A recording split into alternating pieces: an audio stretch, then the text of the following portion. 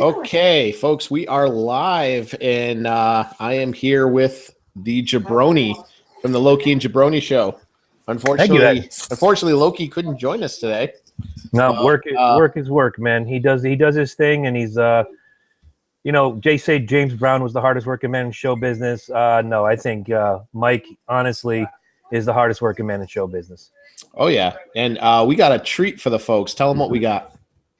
Well, a couple weeks ago, Ed tried to turn me on to a particular Netflix series. If you have not seen it, go binge watch the ever-loving snot out of it. It's called 13 Reasons Why. I hedged a little bit. I was working on another episodic television. I hate episodic television. Let me start there.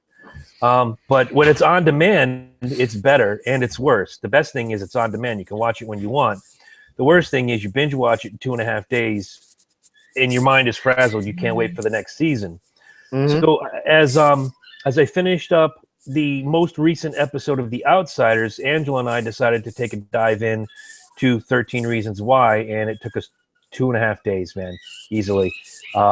It got me right from the start. From I guess we should start at the beginning. Is episode 1, where the main male character is Clay Jensen, young man, works at a movie theater, finds a box of little TDK cassette tapes on his doorstep, and he borrows his dad's boombox. Which, by the way, funny scene is when he said, "What's a boombox?" I just wanted to smack him.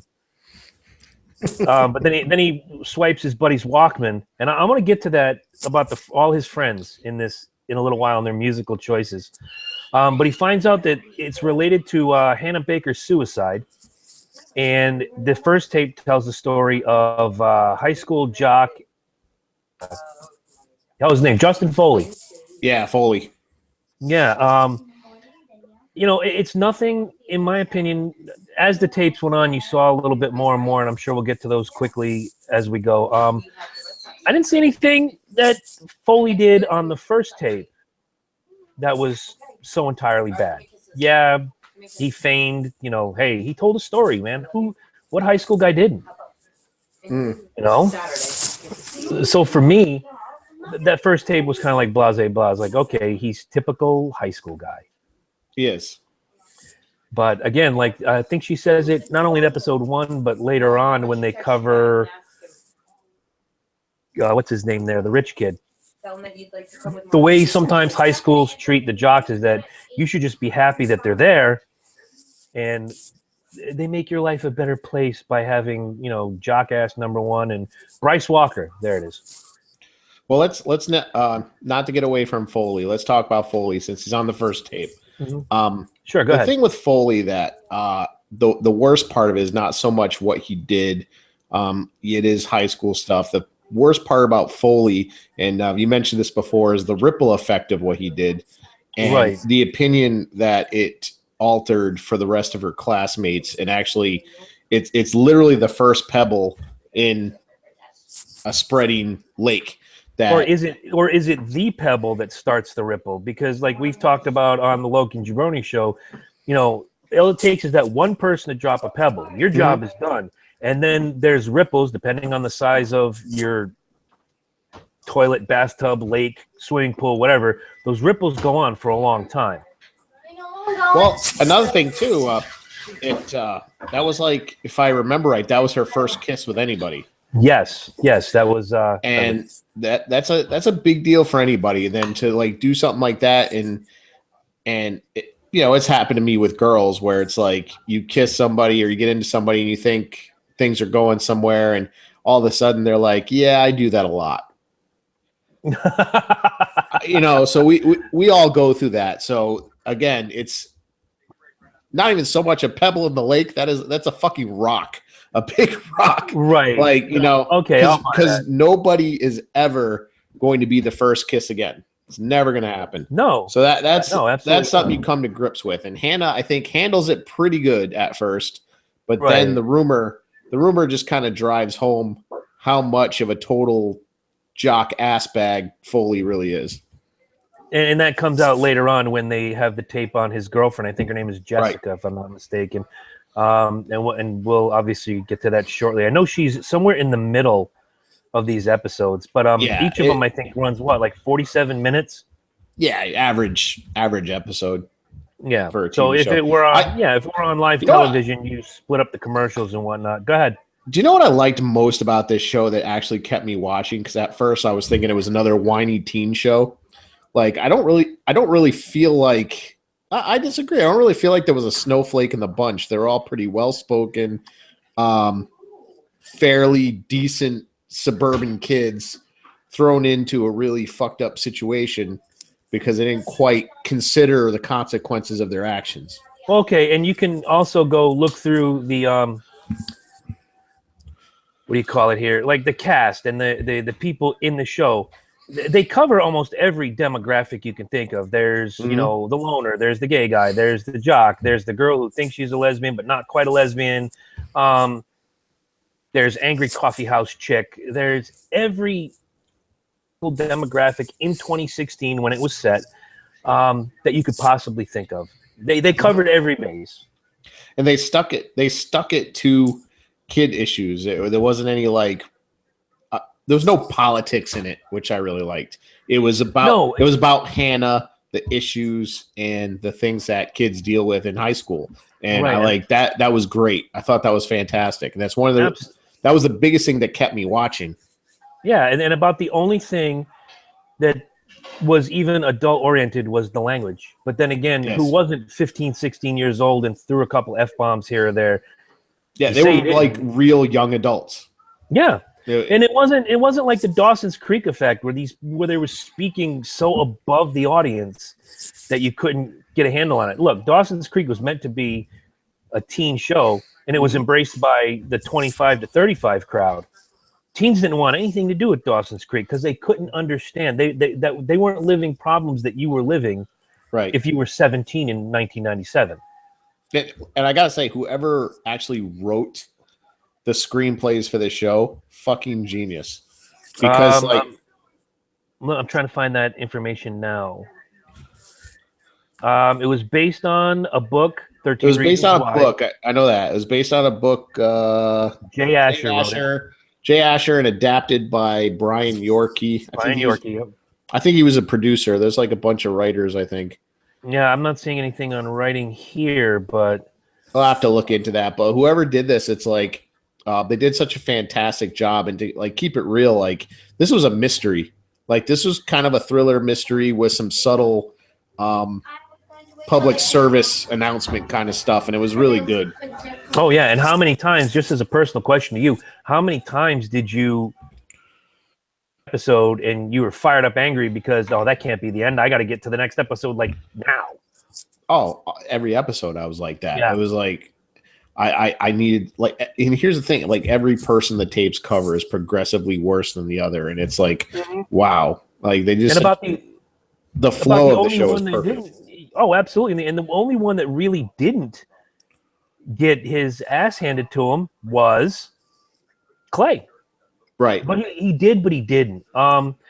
So you were saying, go ahead. With Clay, you know what? We're jumping ahead of ourselves. We should go to the next tape. But before we get that, Tom, who was the next tape by? Jessica, I think. Yeah, when her and Jessica. Jessica and Alex stopped hanging out with Hannah. Yep. Yeah, that was interesting because I've actually been involved in something like that. So that one actually hit home where like people start dating and then like you're kind of like or even pushed to the side, or like all your friends are pushed to the side, and even that your ideology may change.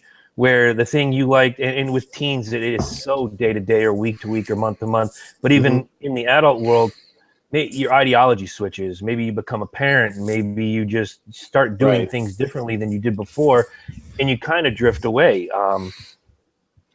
He does something that you don't find to be in your best interest, and you hold that against them. Not a good reason to end a friendship, but let's be honest, it happens. But Jessica, they in my opinion, they became real tight, real fast. Yep. And, Alex, who is this is the tape after this, is tape 2, side A. When they break up, Jessica basically blames Hannah for it. Right. Because Jessica, as a character, I've noticed, does not want to take responsibility for anything. Oh no, and I'm sure we'll get to that later on when we get to what's under the bed. Yeah, she's damaged goods, and for good reason, but she doesn't actually want to take responsibility for anything, not even not saying she's responsible for what happens later, but she doesn't take responsibility for dealing with what happens and pushes that blame onto Justin. Yep. Justin got it. And right. One of the underlying things is that everybody, if you watch this show, you're going to find out everybody's pointing their fingers at Clay. Like everybody. Tony, even though he's pointing a finger, he's trying to lead him on. And Tony's a character we'll get to. He seems to be Clay's best friend for years and another drift apart gimmick. But now here they are again, dealing with these tapes left behind by the young lady, Hannah. And Tony's the only one that really sticks with him. Everybody else is just trying to get up this guy's ass. Like, you know what you did. You know what you did. When in reality, he did the least of anybody. Terrible stuff. He didn't do anything terrible. But the only thing he did, and we'll get to that. We'll get to that. I'm sorry. I know. Well, I know why. I think I know why that is, and we definitely will get into that. Let's roll. Let's roll into the next tape, so we can keep this going. So next one is Alex, right? Yep. Tape 2, Alex, side A. Alex Standall. He's put a target on Hannah. Ooh, and in a good place too. Her ass. Yes. He makes the best ass of Liberty High School. How about that? Congratulations. Sam. Yes, and I felt conflicted because while I thought it was appalling, I kind of agreed.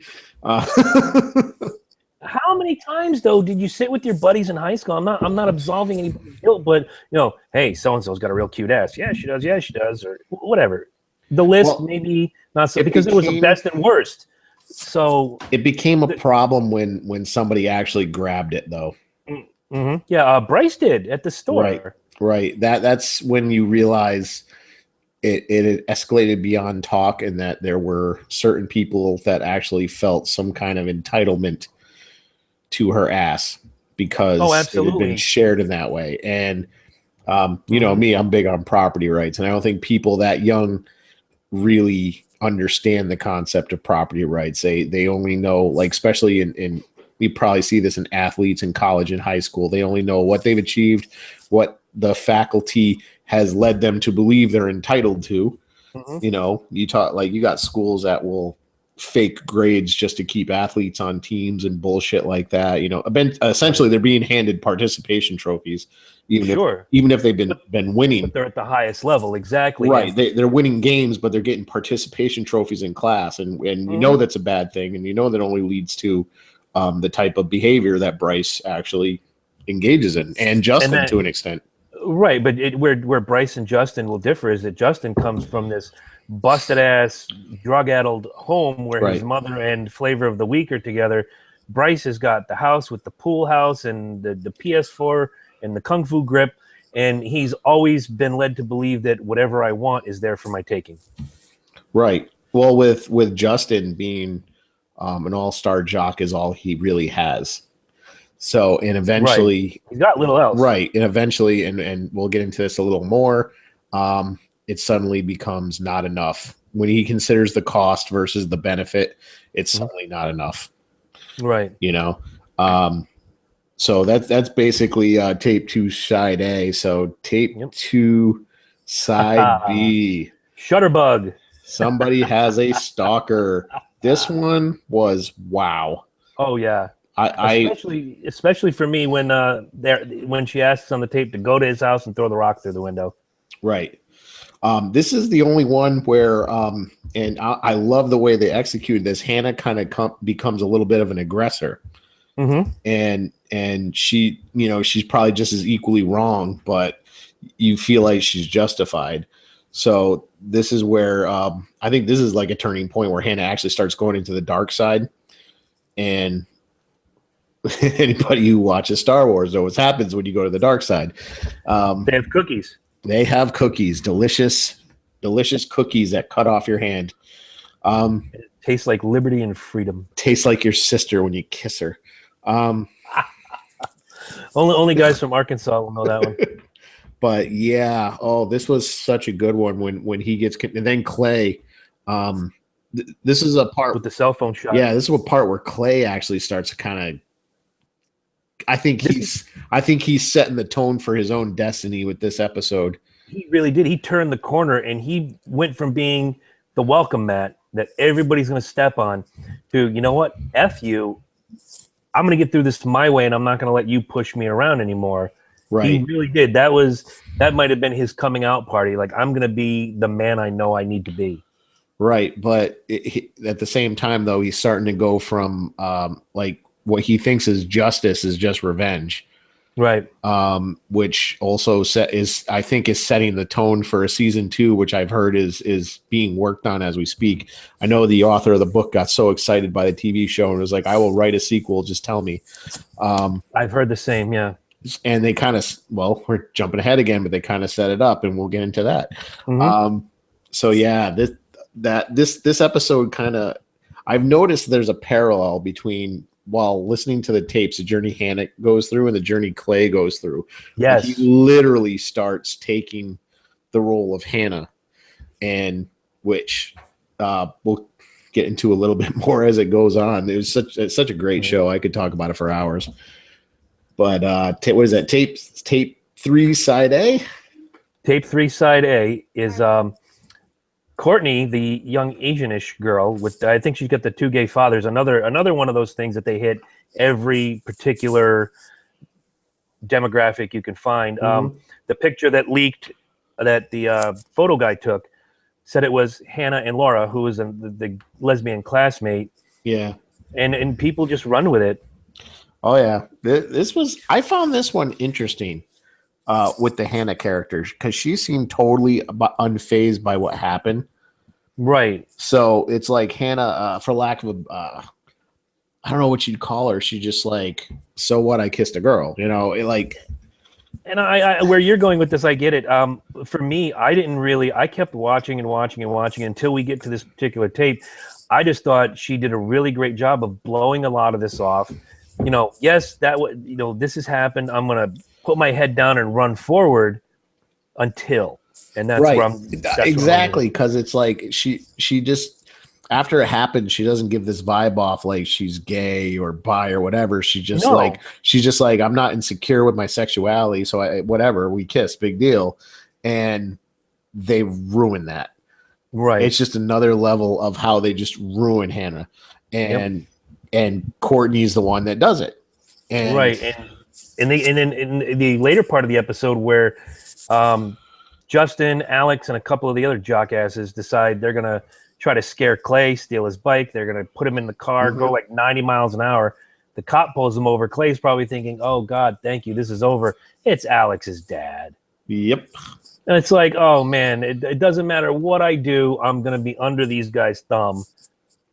Yes. I'm just stuck. And again, another turning point for Clay, because he became tougher with each episode. Yes. Well, he kept getting beat up. I think half the series or Lord. 3/4 of it, he's got some kind of black eye or something.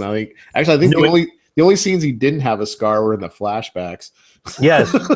he had a new and exciting Band-Aid in every freaking episode. And then he reopened that wound like 3 times. It's like, oh my God, dude, you're gonna die.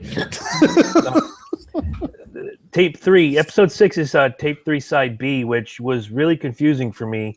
Was the Dollar Valentine, and she went on a date with Marcus, the class president. Yeah. He was a guy to me that, as I'm watching, you get this vibe, straight shooter. You really get the feeling that he might be not one of these linchpins, but as it turns out, there he is, just as screwed up as everybody else. Yeah, that one was weird and I'm still kind of confused because I'm at the point of like, was he like that because he's like that, or was it because he like that because of everybody else? Well, I kind of, again, just sticking with this episode, and I'm sure we'll cover it when we get to the particular episode later down the road. I think he was more worried about protecting the image. Yeah. I'm Marcus, I'm the class president, I'm the head of this thing, I'm the head of this thing. This could kill, and he says it, I think it's in this episode, this can kill me academically. This is my shot. Well, you should have thought about that before you did something stupid. But again, entitlement runs crazy with this crowd. Exactly. I noticed with a lot of the like again with the athletes, like nothing's earned. It's all handed to them, and Mhm. we haven't up to this point. We haven't even talked about that jack off principle. Like Oh yeah, the I guy was from at Wings, Steven yeah, Weber. Steven Weber. He's also in he was in iZombie. His character died. Uh, Good for him. but he was just appalling in my opinion.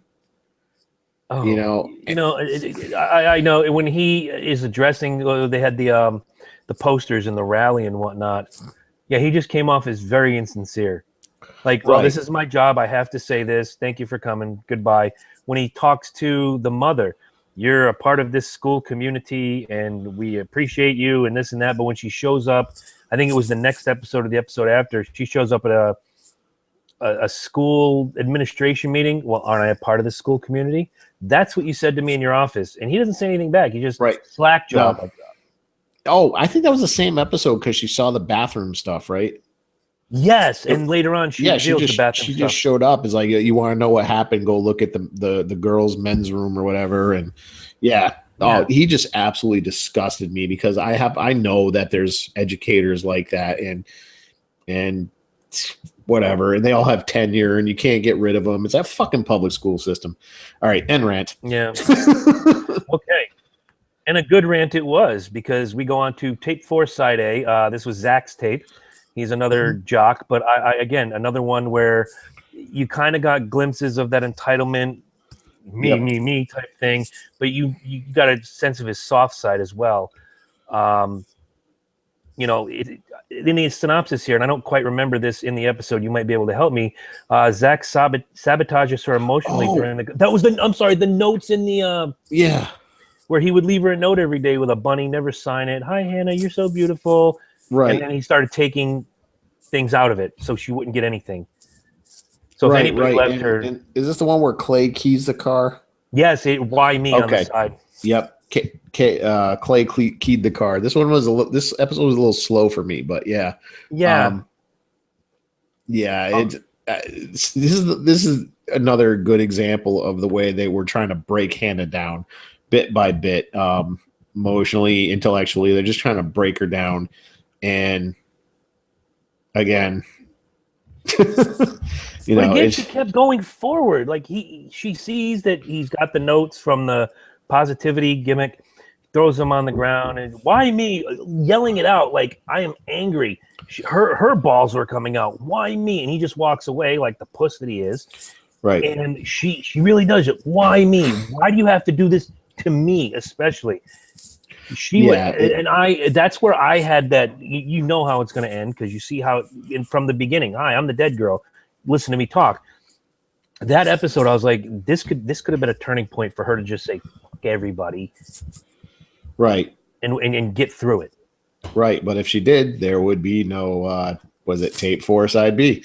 That's correct. Welcome to your tape, Ryan Shaver. Oh, out of all of them, I hate this guy the most. He was a little pretentious. I'll say it, and I'm not advocating Bryce at all, but I hate this guy for what he did because I don't know if you've ever kept a journal or written down something that wasn't really meant for everybody to say, but when you have like private thoughts ripped from you and put on display like that, which I have, that is just it's a different kind of mental rape. It's like fucking horse shit. Say that again. Horse shit. I love it. Thank you. Yeah. No, and I've never really kept a journal or written my thoughts. I never had a blog online.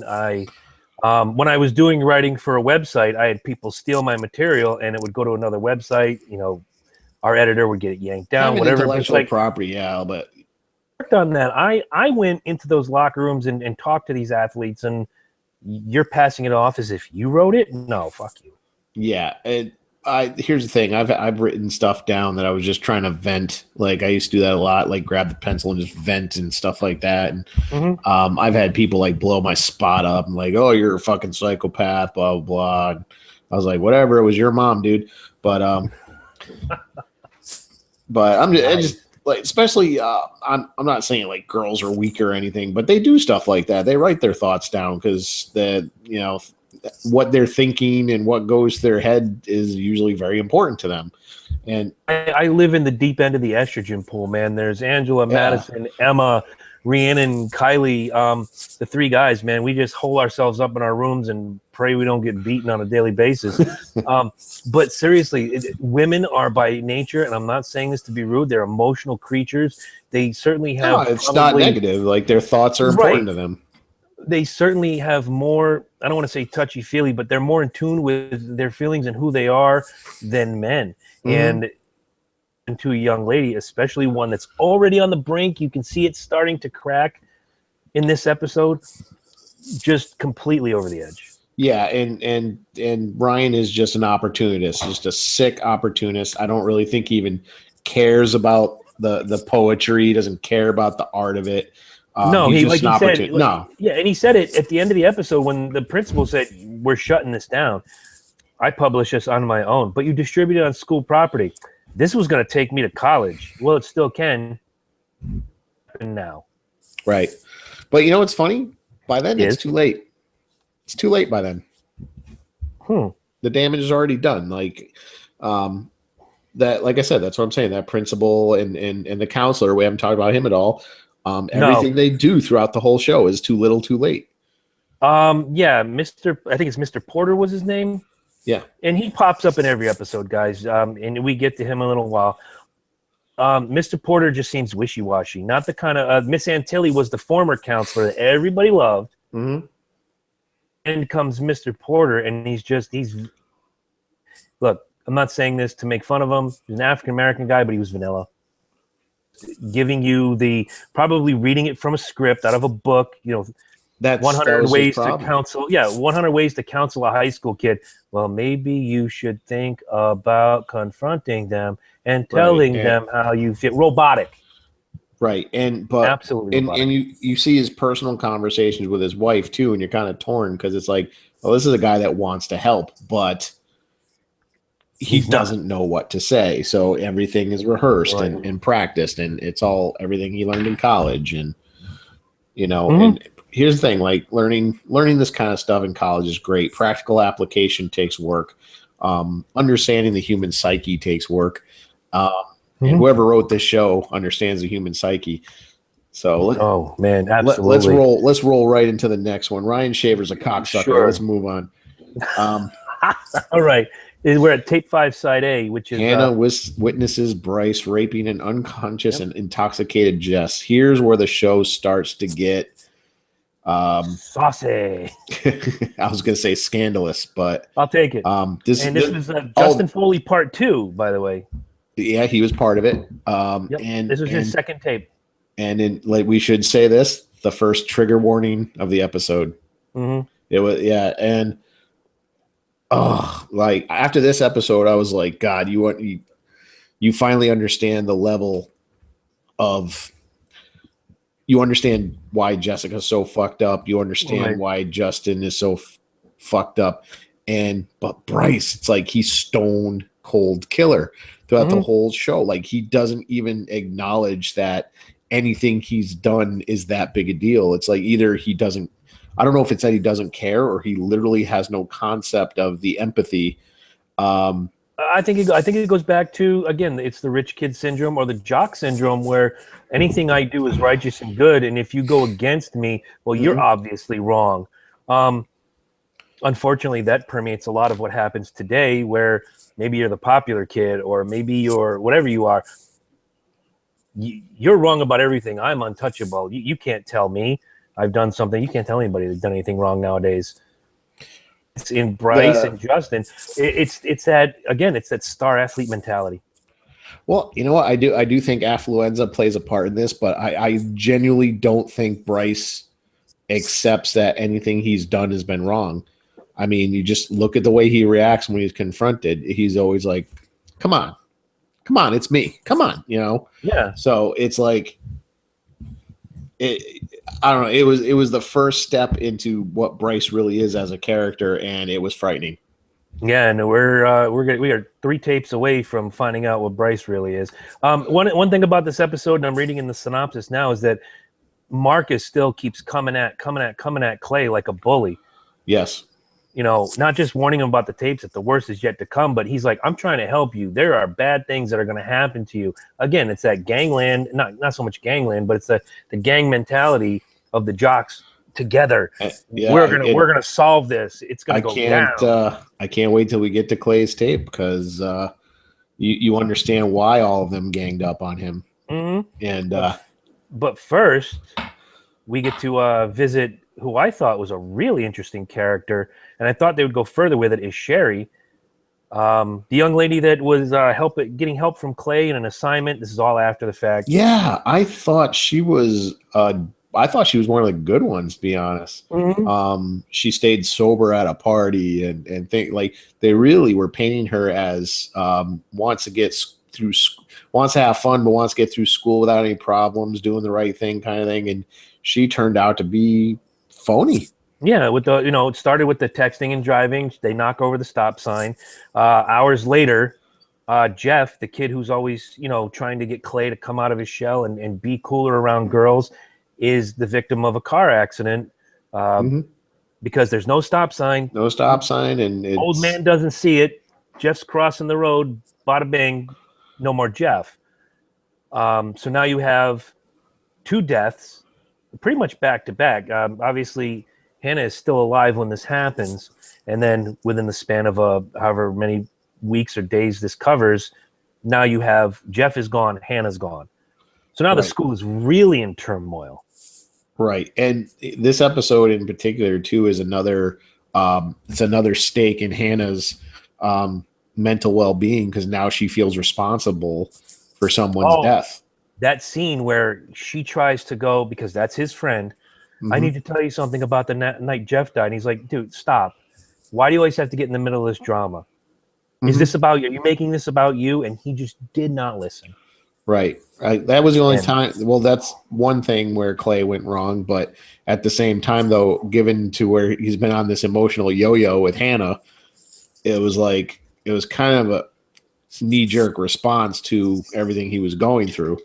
Right. But we'll get to Clay even more. The juicy stuff is coming. Yep. And it's coming up now because tape 6, side A, Clay Jensen. Let's see. Clay Jensen gets this tape for leaving Hannah at her request after they almost have sex. Right. Hannah notes that Clay does not deserve to be on the tape. She confesses the admiration and like for him, but it was necessary to add him for the reasons she did because he was important to what happened. She wants him to know.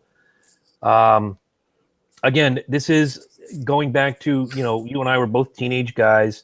There is an awkwardness. Not everybody has the Bryce Walker stamp of confidence. There are sometimes we just, even probably now, we just don't pick up those little subtle signs that, this is actually happening. This could happen to you.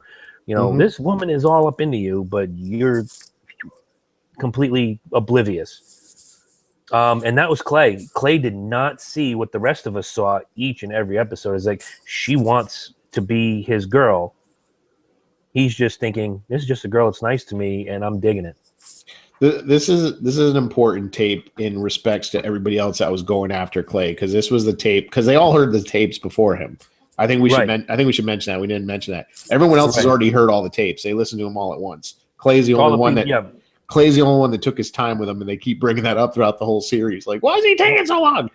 Well, there was one that didn't, and he is the subject of another tape, 2 tapes from now. Oh, right. Clay was second to last. Right. And then there's the other. Clay made that tape. Oh, not that very last tape. I'm talking about the last tape Hannah made, tape 7, which we're 2 away from. We are almost there, man. Because Clay would have had to give those tapes to him.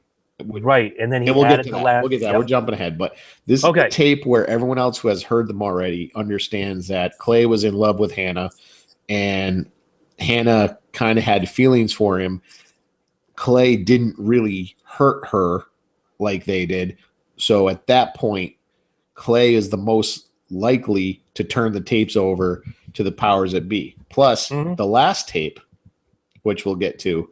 Yep. Most likely Clay would give those tapes to that person, and then everything would self-destruct. So, oh, yeah, because if they can stop him before tape 7, side A, which is the very last tape, 13th side, if it doesn't reach that destination, right. everything is like, again, let's sweep it under. Let's forget it all happened. But like, keep in mind too, during the whole episode, you notice they don't try to take the tapes from or do whatever. They tell him not to listen to his tape. It's the worst. They just didn't want him to hear his tape because he would then find out I have less to do with this than anybody else. Right. And also, moving forward, infamous tape 6, side B. Ooh, welcome, Bryce Walker. Yes, indeed. Oh. This is where everything, I think it happened in the first 10 minutes. You see all the progression, you see everything happen, and then you're like, this is it. This was the linchpin. This was the breaking point. If you've not watched this show yet and you want to stop now, I tell you. This is uber spoilers here. Yep. Wait until you've seen these episodes, then come back to the YouTube channel, watch this presentation, and hear what we have to say. So we'll give you about 3 seconds to hit the pause button or get the hell out, and then we'll go on. 3 horseshit, 2 horseshit, 1 horseshit. Okay. All right. So Bryce is an asshole and rapes Hannah in a hot tub. Oh my God. And Hannah is so emotionally broken down from everything that's happened up to that point. She can't fight him. She just can't. You hear college girls use the expression the walk of shame. Walking home the next day in the same clothes. But look, let's be honest, college people, that's not a walk of shame. You went out, you had a good time, you made a decision for yourself to have this good time, and so you're in the same clothes the next morning. So what? What this young lady went through on her walk home, Hannah, after this, was 100% the walk of shame. One other thing before we get too deep into the rape is that this was where earlier, a couple episodes before, they plant weed on Clay to get him a 3-day suspension. Now Clay goes to Bryce saying, I want to buy some weed. Oh, I didn't know you did this. And he starts to record him. Right. This is where it gets good. I'm going to let Ed take over. Yeah, Clay does what I think the whole group was afraid of. And he essentially, like, during this whole interlude, he pretty much gets Bryce to confess to raping, probably the only time in his entire life that Bryce has ever owned up to everything, because the whole time is the usual shit. Oh, they asked for it, they like it. Then finally, it's like he says that. He says that, and it's like so, and literally, and comes down to him saying, "So what? I raped them, so they probably liked it anyway." Like, it's just no empathy. She wanted it, right? No empathy, no feeling. He's a stone cold killer type. And that out when Clay confronts him, and Clay says something like, you did this, as he's going through the whole, she wanted it, she this and that and the other thing. Beats the shit out of him. Yeah, I was going to say, we should point that out. Clay allows himself to get beat for Hannah. Mm-hmm. And he took that like a man. He never swung. He took that one swipe. That's it. I want to get my point across. We should mention Clay's friend again. Jeff? Yeah, the one that gave him the tapes, or the one Tony. Tony, like, because before Clay even listens to his tape, or Tony's with him when he listens to his tape, I think, because he wants to be there when he hears it, and he took him to the Rock, and he pretty much says to him, like, he asked Tony, am I the reason Hannah Baker killed herself? And Tony just looks at him like straight in the eye. He says, we all are. And Clay, at that moment when he's like dealing with Bryce, it serves two purposes. It's kind of symbolic. One, he's exposing a rapist. Mm-hmm. Two, he's sacrificing himself, as in, I've done wrong. This is my penance. Oh, absolutely. I saw it the same way. And it's like, oh man, it's like this guy. I mean, he's a teenager and he's going to grow up to be something great, unless something happens in season 2. But right. But in development now, man. In development now, from what I read. But I was like, wow, it was intense. That was a very, very intense episode, and it even got more intense going into the next one, which was the final tape Hannah Baker had made. Correct. Tape 7 which side A. was tape 7 side A. Mr. Porter.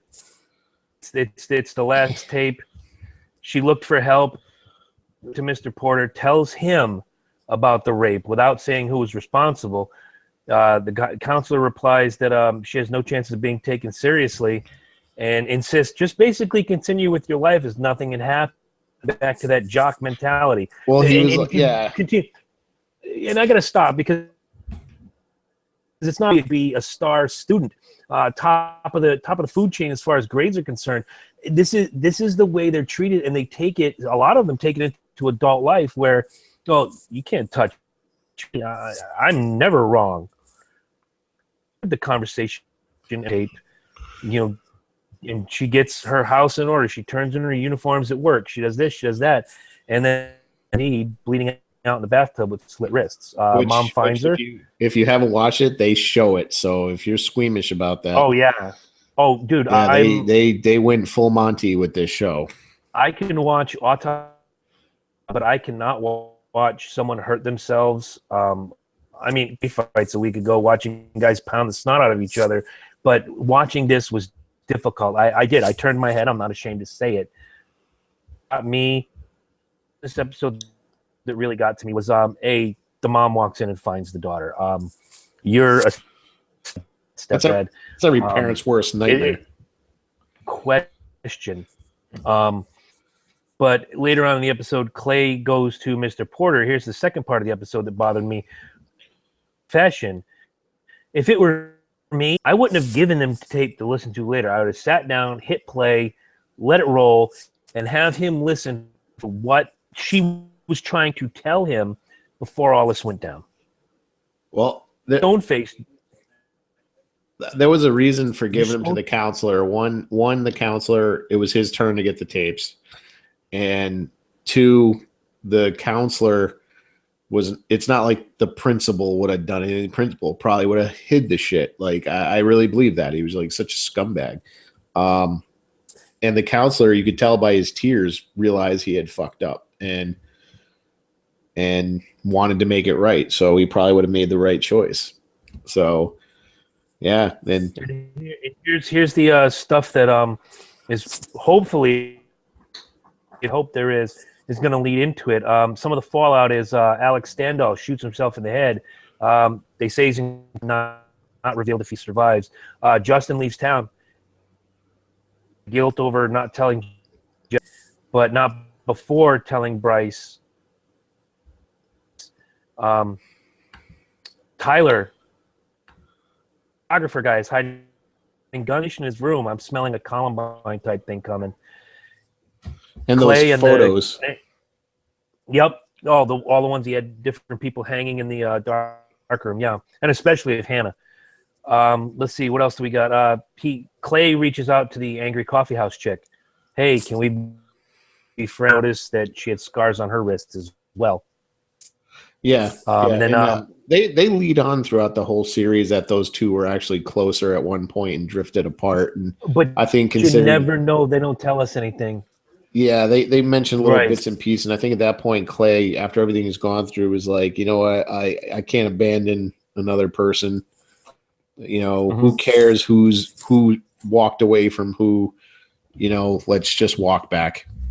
Right, and that's basically why in a nutshell. And if there was anything personal I could add is if you have a preteen, boy or girl, doesn't matter, from the age of 11 to say 16. Sit them down and watch this. You can get past the language. Again, I got Kylie on video last night saying hell yeah, but she swears she didn't, and that's hush. And kids say stupid things, and we all did, and I think, it's part of why some of us use the word fuck like because we've said it all our lives from the time we were in a young age, but especially with this show, it really brings to light, look, bullying is going to happen wherever you go. And in a lot of cases, I think bullying makes you a stronger person. In this case, this girl was broken down brick by brick by brick. And everybody saw it. And until those tapes hit, thought the wiser that, I had a hand Not one. One thing I got to Places throw you can out go. too. One thing I got to Sure. throw out too before we close this out, I just got to say the soundtrack for the show was really good. I was hearing some really, there were some modern versions of classic teen movie songs that were thrown in, Mhm. and including one towards And I the wanna- end that I think John Hughes has used many times. And that's what I was thinking of the whole time. I was watching that show, and I was like, you know what? If John Hughes was This could have alive been in a a John different, Hughes movie. it would have been at a different time, and he could have gone away more edgy stuff, and he stuck with kind of the Right. Breakfast Club kind of movies. I think he would have done this show. I want to know. I want to know who had the obsession in the writing team or in the creative team with Joy Division, because not only was Tony a fan, Alex was a fan. Everybody listened to Joy Division. What the? Weren't that I'd have good to when read they the were book. out? It could be in the book.